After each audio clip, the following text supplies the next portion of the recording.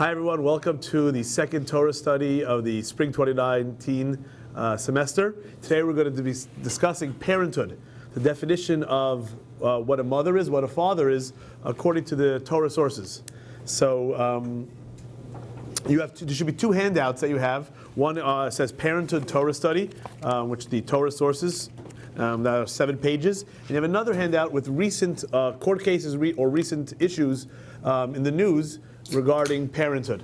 So that is what we will hopefully be just getting a sort of general understanding. We understand that this topic is only relevant thanks to modern medicine. Until like the early 60s and 70s, the only way to produce a child would be for a male and female to have coitus and produce a child. There was no other way for humans to procreate.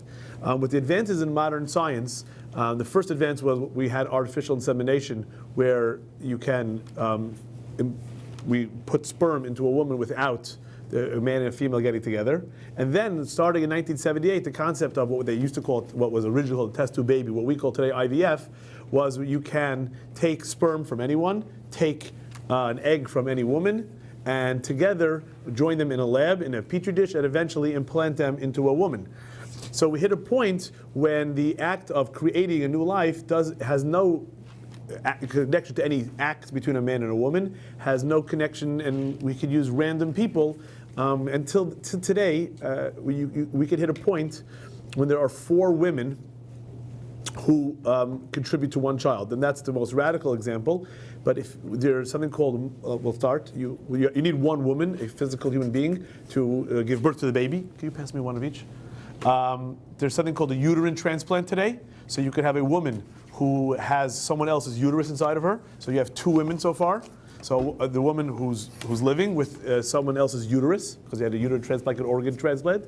Then you could have another woman's nucleus of nucleal DNA, and a 4th woman's mitochondrial DNA if the other woman's egg cells or her cells have mitochondrial carriers for mitochondrial diseases.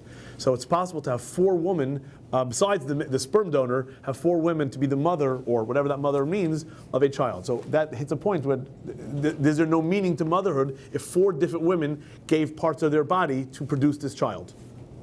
Right? That's what is actually can happen today. So again, especially when it comes to Jewish law, the concept of mother and father are important concepts. Not only the 10 Commandments does it say honor your mother and your father. Also, we have commandments, you're not allowed to hurt them. The laws of inheritance are defined by your mother and your father. The laws of who you can marry and may not marry are important, because obviously whoever is your father and mother, you share a brother and sister. And so the laws of defining motherhood and father are very important for many other laws. You can say that in a society where you don't have those laws, then it's sort of irrelevant. Whoever you'd like to call mother or father, you can. You might all be aware there's a children's book, Are You My Mother? Right, by P.D. Eastman, which I read to your kids, right? Until the little bird is walking, the mother's away getting a worm, and the little bird's walking, and he goes over to the cat, the dog, the cow, the snort, Are you my mother? So it could be that motherhood could be just whoever you'd like to call mother, but especially in Jewish law, it's very important to define mother and father because of the so many other laws that are dependent on that definition. So I'd like to start. And we'll start with just if you look at the first case here, and we'll first start with fatherhood. So the 3 cases that I have on the case handout is really more about fatherhood than motherhood. There was a gay couple, and the gay couple, one was American, one was Israeli. So 2 men wanted to have children. So they each donated sperm, and they went to one woman to get 2 eggs from one woman. And they fertilized those eggs. So you had 2 embryos, 2 fetuses. One his biological son, one the other one's biological son, and again the same biological mother, which was implanted in a second woman, the surrogate.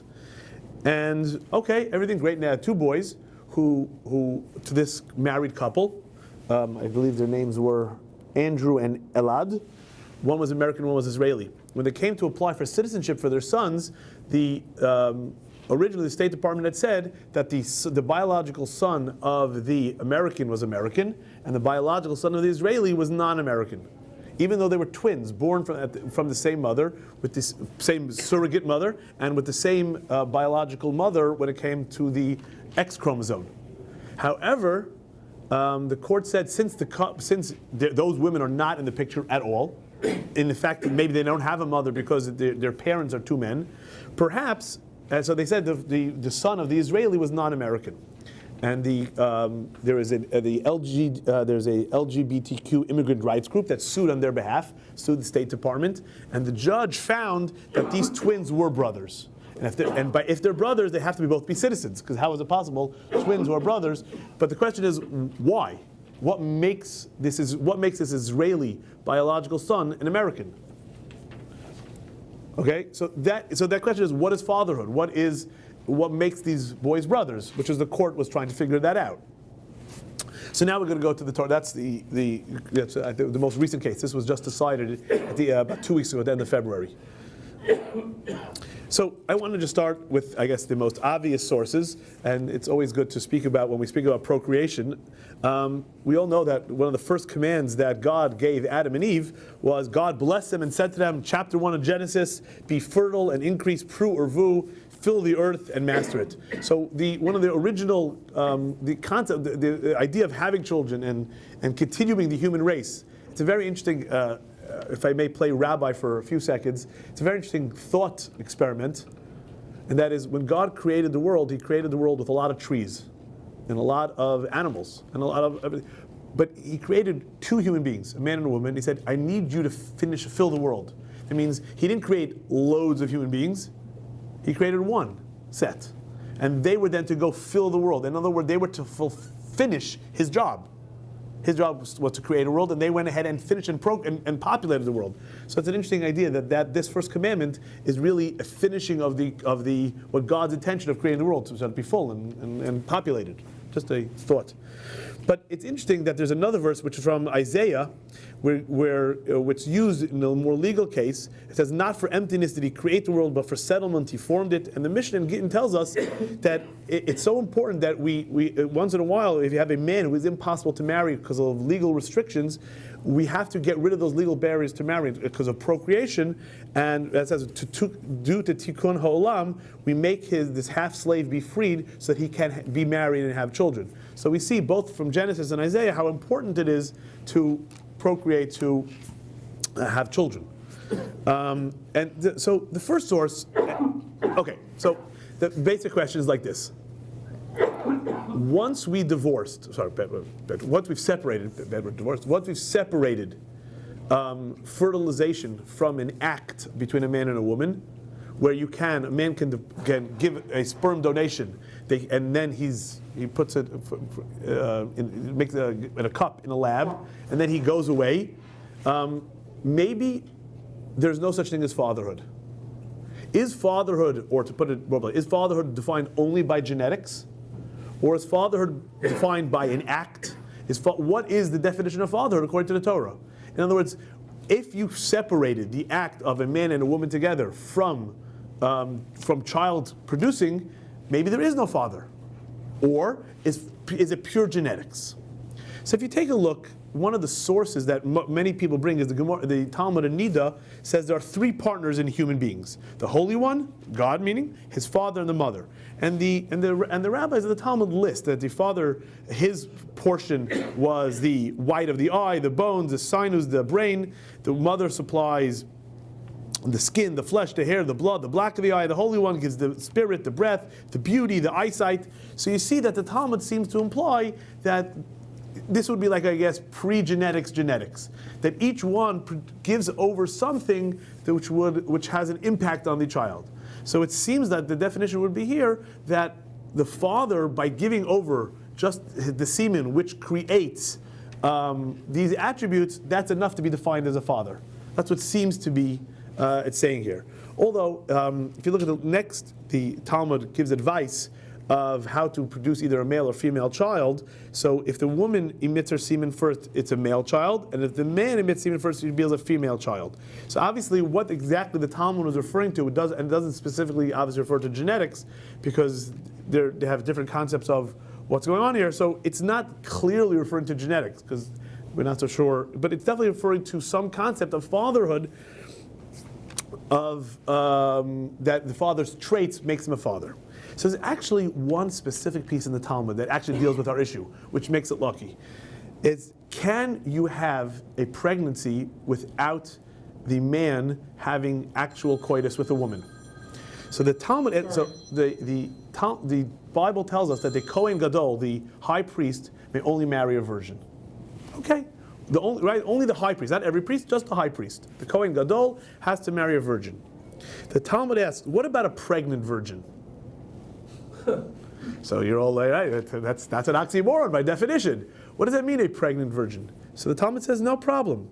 There's a very simple way that happened. We are concerned that she may have conceived in a bath. That means perhaps the bath contained man's semen. He ejaculated into a bathhouse, and then she went bathing later on, and that semen impregnated her without an act of coitus. So the Talmud makes the assumption. The Talmud makes the assumption that it is possible for a woman to be impregnated without an act. Okay, that's great. So now, the Talmud's specific question was, is she a virgin or not? Not relevant to our case. But once the Talmud came up with the assumption that it is possible, the medieval rabbis, here at the next source, Rabbi Peretz ben Elijah of Corbeil, in France says, a woman may lie in her husband's sheets, but she shouldn't sit on sheets of another man lest she become pregnant from another man. She's married to Mr. A, she shouldn't sit on Mr. B's sheets because she could become pregnant from his sheets. Now, that is what the rabbis, again, based on the Talmud, which says that you have a virgin pregnant woman. So you have the rabbis of medieval France assumed, again, their level, the knowledge of science and what they believe is not relevant to our discussion, but they believe you can become pregnant without a specific act between a man and a woman. Okay. Now, they get to the point, but is the man the father? That's our question. Our question isn't whether or not the science is correct, because we today use our science. The question we have to deal with is if this woman became pregnant without an act of cohabitation between her and the man, is the man the father just because he produced the sperm which produced a child?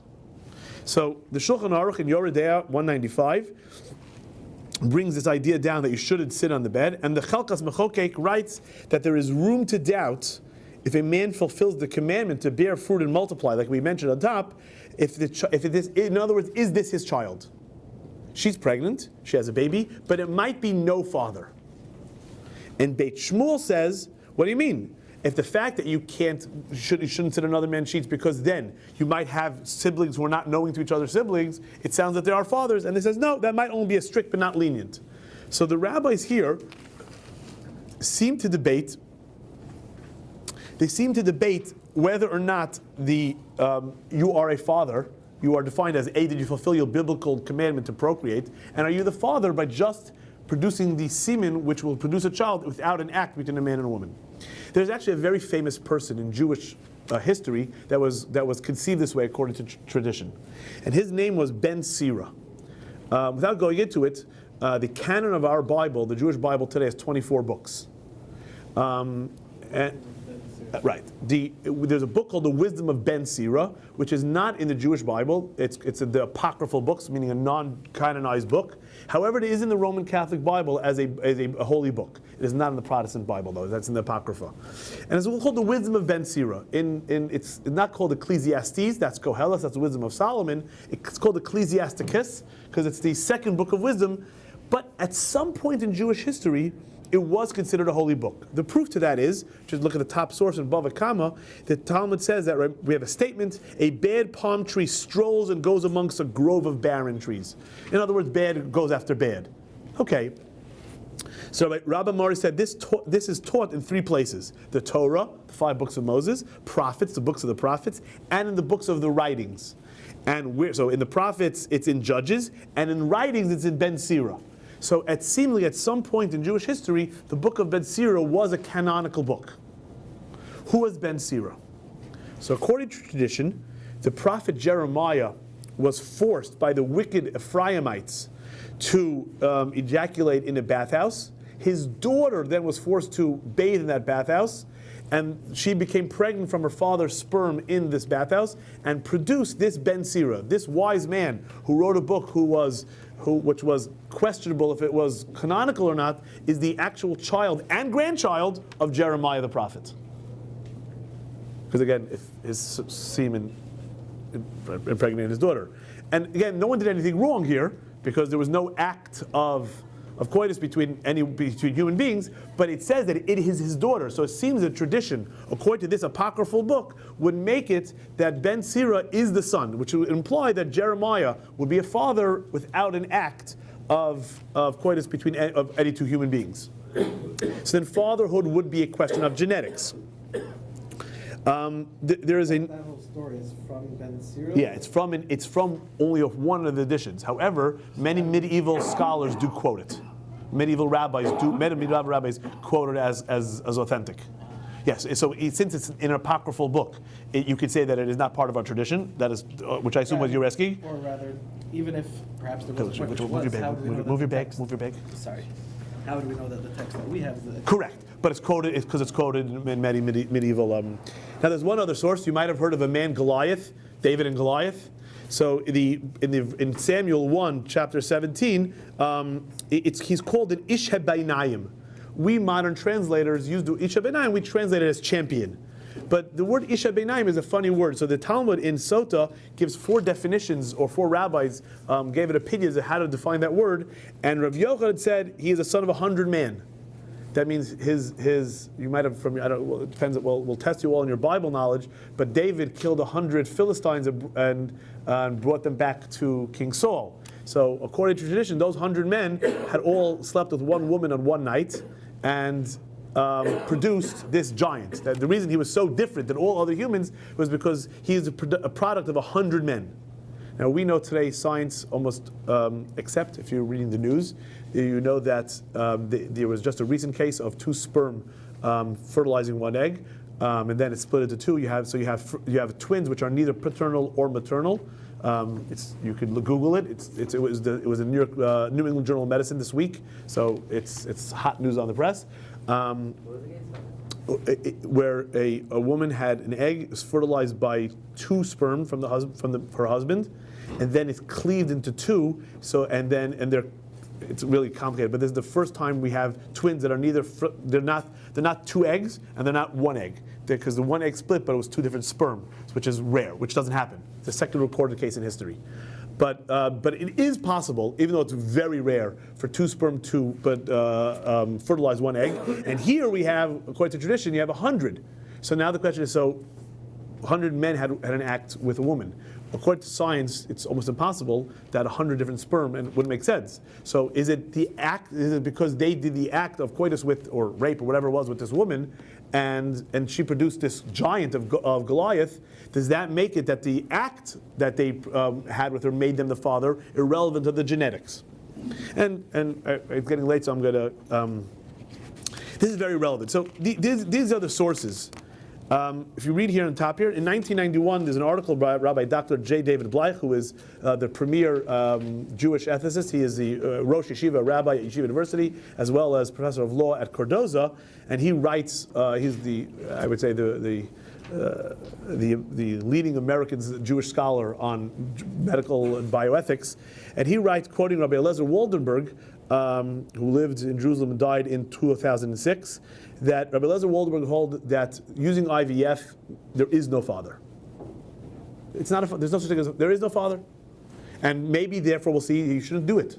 But he held there was no father. To this writer, meaning Rabbi Bleich, these arguments appear without substance.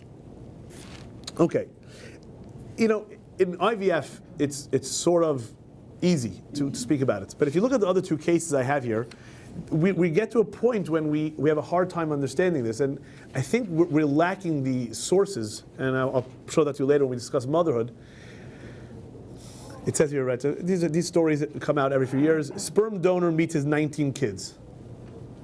That means he was in college. He donated sperm quite a number of times. He needed money, and for some reason, 19 women chose his sperm. He has 19 kids, all between the ages of 15 and 20. Would you call them brothers or sisters to each other? Again, if you really believe that genetics is all that determines fatherhood, then he has 19 children, and those 19 children are brothers and sisters and may not marry each other. But then you go into the slippery slope of, if you believe that it's illegal to marry a brother and sister, then how can we ever know? We don't tell. If they don't, kids don't ask. We don't tell them who their sperm donor is. So then a brother might marry a sister. Why aren't we worried about that? Seemingly, we say a sperm donor, and that's the law, can remain anonymous. He has no obligations to his children. He doesn't have to provide child support.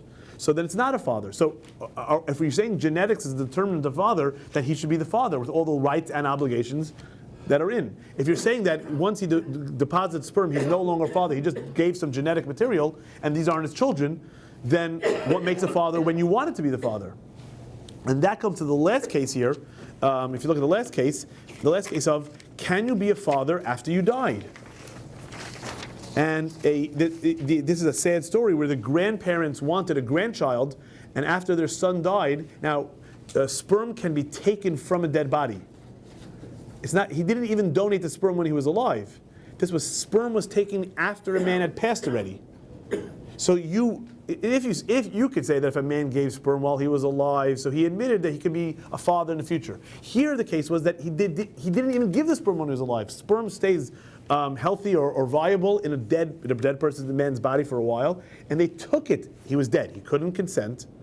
The grandparents wanted their own grandkid, and they did it. How could you force someone to be a father?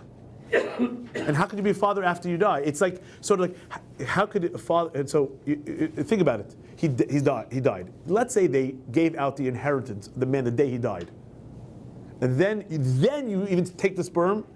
So how is that even possible? Like, how do the laws of inheritance work? Again, according to Jewish law, at least, where you inherit your father. You gave out the money because you didn't exist. You didn't even exist as a thought. So these are very, very tough topics in defining fatherhood in Jewish law. Most rabbis definitely do today follow the opinion of genetics, but the slippery slope is, like we said here, is that Jewish law would consider these 19 children brothers and sisters, then they cannot marry. Then a sperm bank would have to, according to Jewish law, legally tell every woman, if you take sperm donor number 275, you have to know that there are 19 other siblings that were produced from him, and you have to tell your child that before they get married, they have to make sure they're not marrying any other donors of 275. Does it matter they're just halves? Presumably most of them have different mothers. Does that So matter? no, according to Jewish law, the siblings are half siblings are siblings. And again, what would we say about producing children after death? Can you become a father retroactively to your life? And can you okay. But I would like to go on to motherhood now. Today is the first day of Rosh Chodesh. We are 2 weeks away from Purim. I think next week we're having our Purim party here, but we are 2 weeks away from Purim. Esther is a famous orphan. It says that Esther had neither father nor mother. And that's why Mordechai raised her, because Mordechai, her cousin, raised Esther because she had neither father nor mother. What does it mean? So the Talmud says, what does it mean she had no father or mother? The father died after impregnating the mother, and the mother died in childbirth. So she was born without parents. And Rashi says there, and that therefore she had no one to call a mother. So someone will learn from here that it's not, so here you have a woman who gave birth but never raised a child. And it's called, she has no mother. Now it could be, and that I quote, if you take a look just quickly on top of page 4, the Jerusalem Talmud says that we don't learn halachos from medrash or stories. So what exactly it means, you could disregard, but what's important is that the point is that there's a concept of motherhood that it seems that she has no mother, even though for sure had a mother who gave birth to her. What's the other famous midrashic instance of defining motherhood is the Talmud in Brachot. Back to page 3. The Talmud in Brachot says that Leah, our forefather Jacob, had 4 wives, And his wives were prophetesses, and they knew that he was going to have 12 tribes, 12 sons. Leah had 6 boys already. Zilpah and Bilhah had 2 boys each. That's 10. Rachel was barren. And now Leah becomes pregnant. And she looks at herself and says, I'm going to have boy number 7 for me. 7, 2, and 2 makes 11. That means my sister's only going to have 1 left. And that's not fair, because at least she should have 2. So and lo and behold, Leah gives birth to a girl named Dinah. And Rachel is pregnant with a boy who is known as Joseph. The Talmud says, Leah said to herself this thing, and she prayed that she should have the girl and Rachel should have the boy.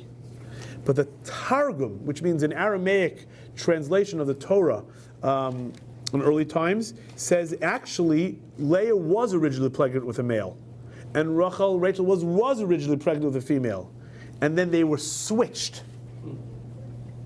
So miraculously, the fetus, which was originally the male, which was started out in Leah, went to Rachel's womb. And the female, which was conceived in Rachel's womb, switched to Leah's womb. So now, here's the question. Do you go by genetics? Do you go by genetics when Leah would be the Leah would be the mother of the male? Or do you go by who gave birth to or who carried this baby, and then Rachel will be the mother of this male, and vice versa? Is Dinah the biological child of Rachel, or is she the natural child of Leah? And there's a clue. Later on in Genesis 46:10, when it's listing, at the end of Genesis, when it's listing the 70 children of Jacob who came down to Egypt, it lists the sons of Simon, Shimon, and it says one of the sons was Shaul, the son of a Canaanite woman. Rashi points out Simon, Shimon never married a Canaanite woman. It means it was a son of his sister Dinah, who was raped by the Canaanites years earlier. Wait a second, how could Shimon marry his sister? They're both the child of Leah. The answer is, his sister Dinah is not really his sister from his mother, because Dinah was conceived from Rachel's womb. So the conception was they have different biological mothers. Yes, they have the same birth mother, but different biological mothers, implying that biology or genetics is a determinant of motherhood and not actual birth mothers. That would be a wonderful source for that. But the real source, if you take a look here on page 4,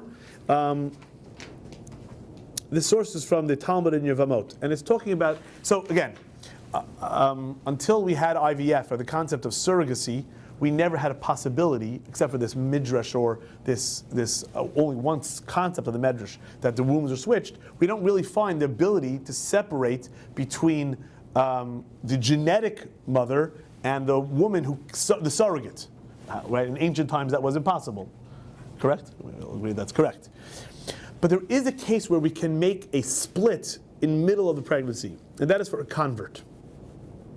So the law of a convert in Judaism is that when a Gentile converts to Judaism, it is as if not only have they taken upon themselves a new religion, but they also have broken all ties of familial ties. So even though their biological father is their father, and their mother and brother, brothers and brothers, sisters biologically, they have severed those ties in legality. So their biological brother or mother or brother or sister are no longer their legal brother, mother, father, sister.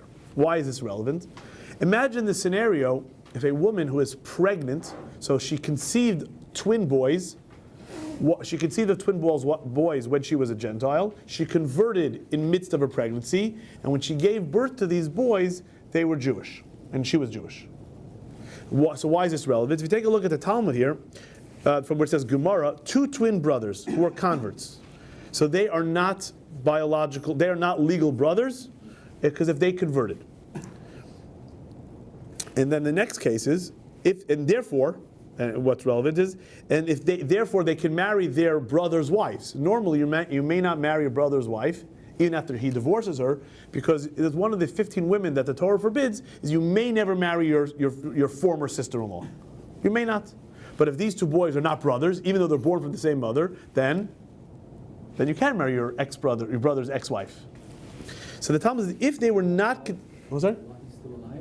Yeah, according to Jewish law, if your brother divorces his wife, she stays forbidden to you forever.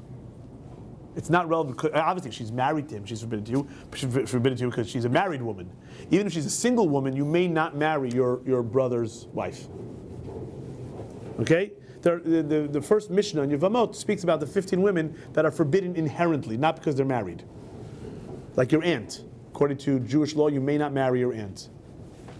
Okay. What if they were not conceived in sanctity, meaning they were conceived, but their birth was, they are not considered brothers. That means they are not brothers if they were conceived as Gentiles, even though they were born as brothers, but they are brothers in regard to their brother's wife. So here we see that what determines brotherhood is birth. Correct? That's why. So therefore, if she was Jewish when they were born, irrelevant of when they were conceived, these are brothers. So here we seem to have a very strong proof that giving actual birth is what defines motherhood. Now here we have a problem. So it seems that fatherhood is defined by genetics, and motherhood is defined by the woman who gives birth to the baby. Now that's not congruous. If you take a look at the bottom, and I want to, I'll go a little quickly. This is from a book called Nishmat Avraham. He is a doctor and leading biomedical ethicist and halachist this is the bottom of page 4, where I snipped from a book. He was in contact with all the leaders of the rabbis of the previous generation. And he said Rav Auerbach refused to give a ruling. That's Rav Shlomo Zalman Auerbach, who died in 1995. About this time in late February, he told me that since the basis of IVF was not discussed in the Torah, or the Talmud, or the Rishon of the medieval rabbis, he would not discuss it. And that's a very interesting approach, where Rabbi Auerbach, definitely the leading rabbi of Israel till his death in 1995, said, I cannot answer the question of motherhood because there are no sources. He didn't like this source. He held this source as only discussion of Jewish status, not of motherhood status, and he felt, therefore, there are no sources. And I, as the leading rabbi of Israel in the 1990s, cannot give a ruling. And therefore, he says he's pretty sure this, and they called it highly abnormal technical procedure was not, you don't fulfill the commandment of procreation. And he was very clear that he cannot answer. The rabbis today, in most places, are of the opinion that because the great rabbis have not really come to a conclusion, that we have to treat both women, the donor egg and the surrogate, as mothers. If you take a look, if you skip page 4b for a second, we'll go to page 5. Again, this is also from Rabbi Dr. Bleich. In the opinion of this writer, referring to himself, the preponderance of evidence adduced from rabbinic sources demonstrates that parturition, meaning giving birth, in and of itself serves to establish a maternal relationship. According to Rabbi Dr. Bleich, right, and from Cardozo Law and Yeshiva University, it is only the birth mother, not the genetics, that determines motherhood. And then you'd have the incongruous concept that fatherhood is genetics and motherhood is not, which seems to fly against what we would seem to believe. And then, going back to our original case, those boys would be brothers because they were born from the same surrogate. But here's the problem: we all treat surrogacy as, without pardon me for the phrase, as not motherhood in America. But Judaism would consider her the mother, but if she's only a surrogate and not genetic, so. And the fathers do have different sperm, obviously, and that's why they want the two boys each to have their own biological child. It would be very hard-pressed for us to call them brothers. But the court, again, has found them brothers. Now, there is a Rabbi Bick who argued, and that's the bottom of page 5, he quotes Rabbi J. David Bleich, that preponderance of evidence. If you take a look at his next paragraph, and this goes back sort of to Rabbi Shlomo Zalman Auerbach says, I do not necessarily take issue with his conclusions. I believe the issue demands a different conceptual approach. And that is the question, and this is a very important question for Jewish law, that how do you decide a matter when there are no sources. And again, because IVF, what?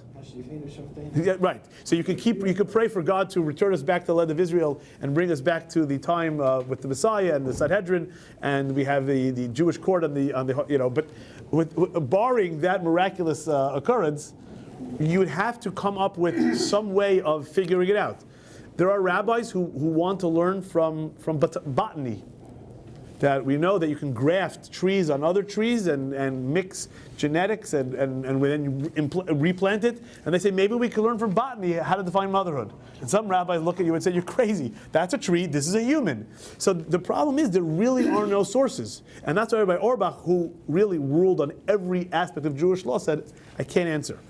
Today, in most fertility treatments, if you go to the websites, especially Orthodox fertility websites, they most of their answers when it comes to surrogacy is we cannot give an answer.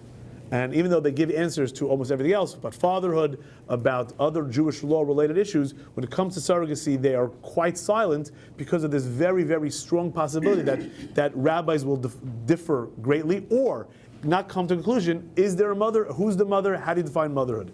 So that is, I guess, where we are today. That is the state of parenthood. There are so many other issues, which I didn't want to talk about today, and that is who owns them. And that's a very interesting legal question, and I leave that to the law professors, but I know that it varies greatly, because I did look a little bit at who owns them. When a couple divorces, and irrelevant to the abortion issue and life issue and when life starts, which is also a very important issue in America today, which we're well aware of, there's a whole other issue is when you fertilize an embryo, and we all agree, and the father agrees, and then the couple divorces, who owns it, who has rights to it, and it really goes back to the question of how do you define fatherhood and motherhood, or is it all contractual? So in other words, if a male and a female who are married at the time agree to fertilize, and they have fertilized embryos, and then they get divorced, and the woman says, you know what? I still want a baby, and I know this is ready for fertilizer. Why should I pay again for a whole round? Why should I go through IVF? I will implant. The father said, I don't want it anymore. We're not married. She goes, no, it's okay. You're good. And there are many cases like that, and there's actually hundreds, and every state has decided differently.